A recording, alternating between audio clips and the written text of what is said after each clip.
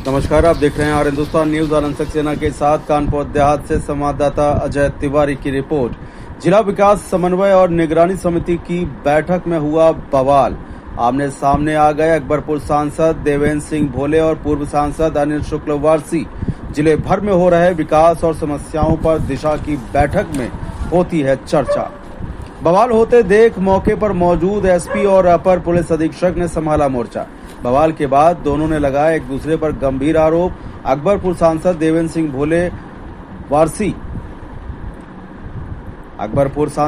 सिंह भोले वारसी जी को है उपचार की जरूरत। वारसी ने अकबरपुर सांसद देवेंद्र सिंह भोले पर लगाए फैक्ट्री में वसूली के आरोप और आरोप प्रत्यारोप के बीच बड़ा बवाल। स्थगित हुई दिशा की बैठक।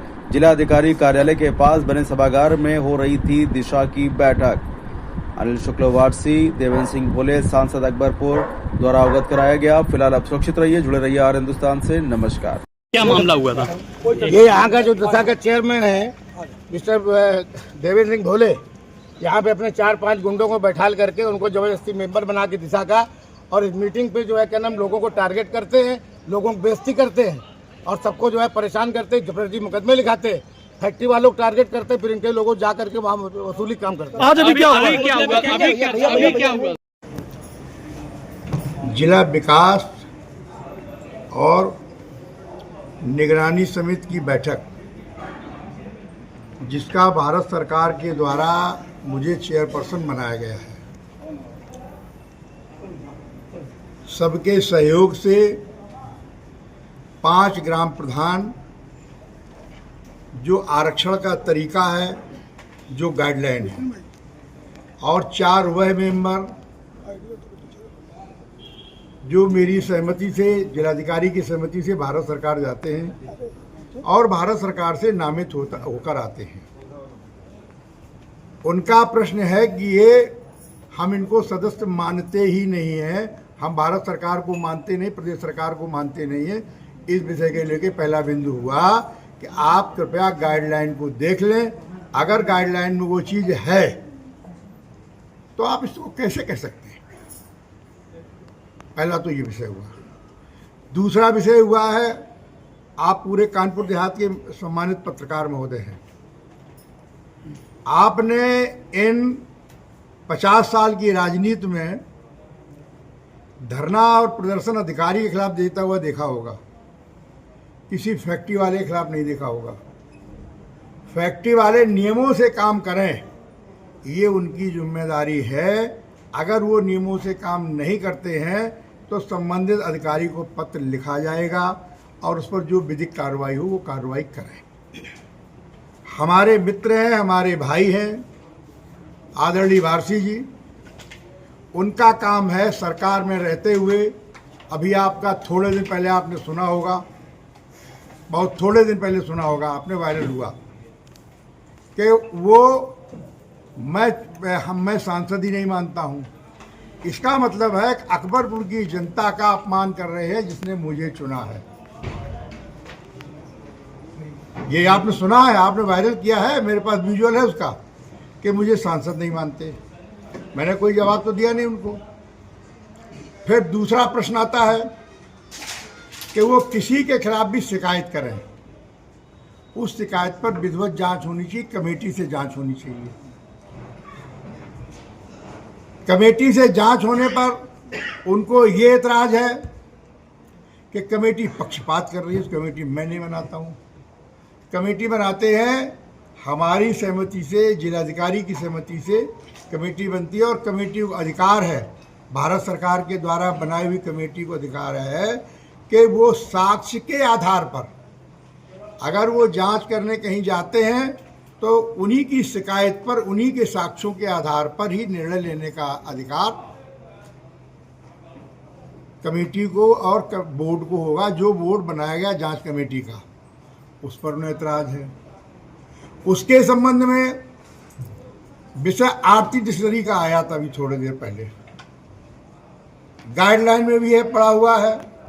आरती डिस्टिलरी ने विगत जांच में एक पत्र भेजा जिलाधिकारी महोदय को कि कमेटी का कोई मेंबर नहीं जाएगा।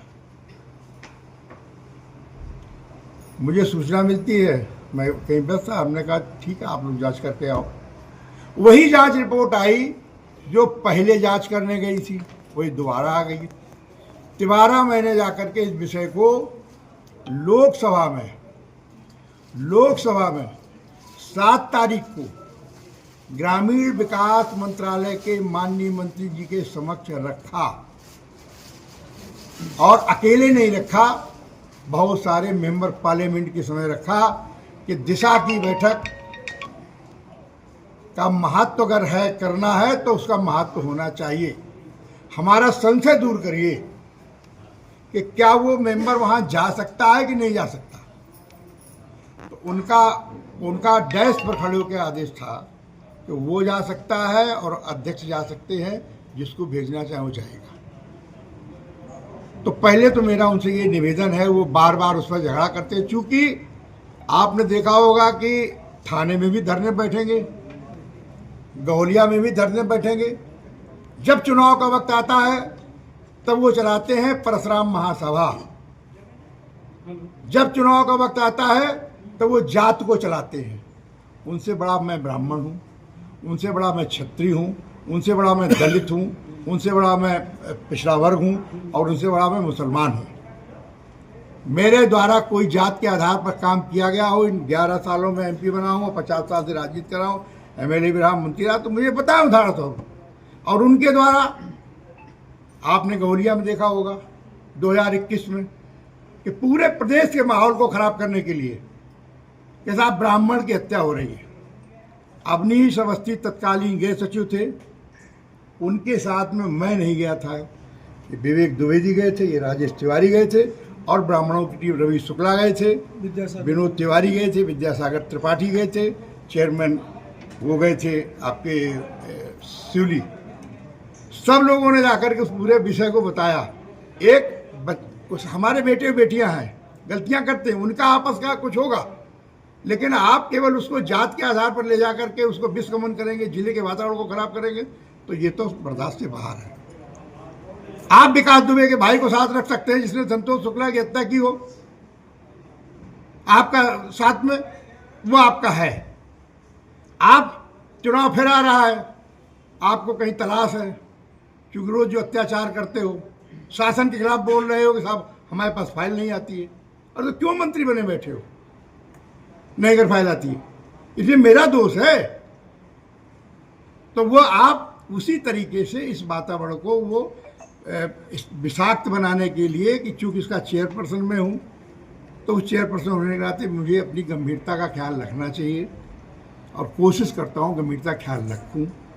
इसीलिए अनावश्यक विवाद न हो, मैंने मीटिंग को स्थगित कर दिया है और नई डेट डाली है। और नई डेट डालने के पहले जिस डेट में मैं यहाँ से शासन को लिखूँगा कि शासन का अधिकृत अधिकारी, और भारत सरकार को लिखूँगा भारत सरकार का अधिकारी वह भी उस बैठक में रहे, और एक एक बिंदु पर चर्चा हो, चर्चा के बाद गुण और दोष के आधार पर कार्रवाई हो। लेकिन धमकी देना, मुझे गुंडा कहना, अपराधी कहना, तो मुझसे बड़ा कानपुर देहात में कोई बदमाश नहीं है। मैं हिस्ट्री सीटर हूँ कानपुर देहात का। कागज और कलम पुलिस का होता है। मेरे खिलाफ उसने मुकदमे लिखे, उसी सरकार ने खत्म किए। 13 मुकदमे लिखते ही पुलिस मेरे खिलाफ वादी बनती है। मैं धरना देता हूँ विपक्ष होकर के।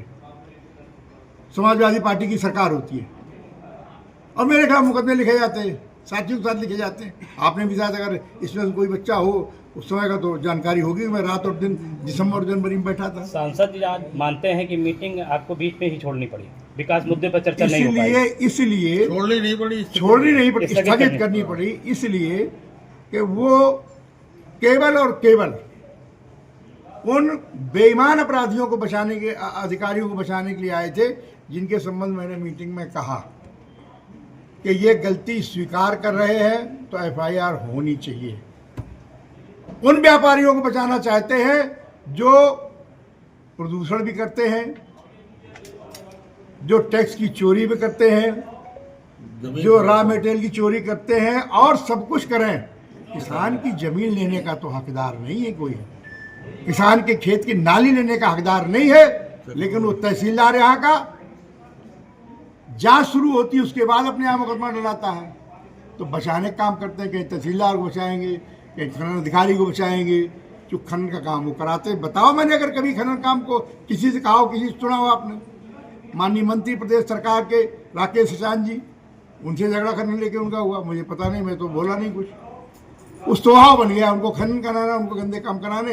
अब उसका जो विरोध करेगा तो उनके पास सबसे बड़ा यही है कि मैं परशुराम महासभा चलाता हूँ, जो परशुराम महासभा चलाते हैं उसमें वहाँ का पानी की जाँच करा ली जाएगी। इनके ऊपर जो लाइबिलिटी निकली है उसमें गलती हुई है विभाग से। 97 करोड़ की लाइबिलिटी है कानपुर नगर और कानपुर देहात की। क्रोमियम को लेकर इसको लेकर के हाई कोर्ट ने कहा कि क्रोमियम को लेकर के जो रिपोर्ट आई है वो रिपोर्ट को इसको ठीक किया जाए, पुनः जांच की जाए। ये इसलिए उसने उसको रोका, न कि बाकी चीज़ रोकी। तो चूँकि 2 जिले का मामला था, अब ये मामला कानपुर देहात का, और वह भी इसमें था, इस बैठक के में बिंदु में था। क्रोमियम की जांच होगी, अगर क्रोमियम में कोई प्रभावित होगा तो आदमी के जीवन से खिलवाड़ तो नहीं किया जाएगा, उसके स्वास्थ्य से खिलवाड़ तो नहीं किया जाएगा। भारती जी को चूँकि बचना है, भारती जी को ये सब कह के अपना वो खड़ा करना है, हमारे भाई हैं। आपने देखा होगा पिछली बैठकों में हमारी बहन आती थी, वो भी बाहर जाके बोलती, मैं तो कभी बोला नहीं हूँ, वो भी बाहर जाके मेरे खिलाफ बोलती, मैं चुप रहता, बहन से क्या कहूँ। अब आज वो भाई आ गया, समझिए, जिनको ज़रूरत है इलाज की कहीं न कहीं, मैं तो इतना कह सकता हूँ हमारे भाई हैं वो स्वस्थ और दीर्घायु रहे। सांसद जी, एक सवाल है कि विपक्ष भी बैठा हुआ था